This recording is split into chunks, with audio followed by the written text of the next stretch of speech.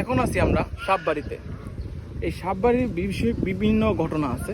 বিভিন্ন ঘটনা মানে এই সাপ ছিল, যে আগের যুগের যে সাপ ছিল সে অনেক নিকৃষ্ট ছিল মানে যখন কোনো মানুষ তার এখান দিয়ে যেত, নতুন বিয়ে করছে, এই বউ নিয়ে কোনো সময় তার বাড়ির সামনে যে যেত তাকে সে আটকে রাখতো, তার সাথে নির্যাতন করতো। এগুলো মানুষের থেকে শোনা। এটা অনেক বছর আগের বাড়ি। আর এখানে পরিবেশটা অনেক সুন্দর। এই ঝিল যত বছর ধরে এই বাড়িটা করছে তারা, অত বছর ধরে এই ঝিলটা ছিল, এখনও আছে। আর মসজিদটা অনেক বছর আগে তাদের ওখানে কবরস্থানে তাদের বংশধরকে কবর দিছে। তো সে অনেক নিকৃষ্ট ছিল, এটা মানুষে অনেক বলে। সে অনেক খারাপ ছিল, আর তার মানবতা কোনো কিছু ছিল না। সে মানুষের উপরে অত্যাচার করতো।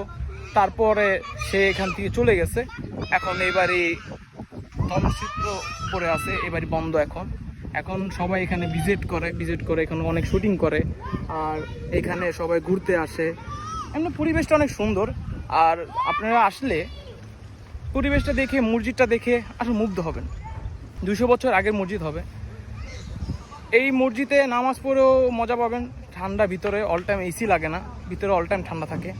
আর এই পরিবেশটা আড্ডা দেওয়ার আর বিকেলে সময় পার করার জন্য পারফেক্ট। আপনারা সবাই আসবেন।